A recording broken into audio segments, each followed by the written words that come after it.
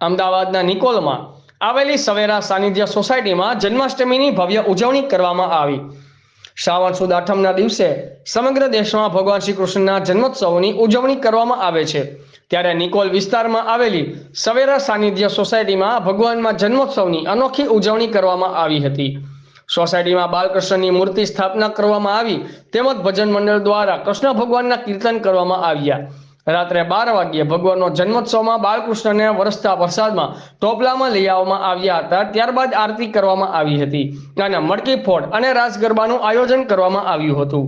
સમગ્ર કાર્યક્રમમાં સોસાયટીના તમામ સભ્યો જેમાં વડીલો, યુવાનો, બહેનો અને બાળકો જોડાયા હતા।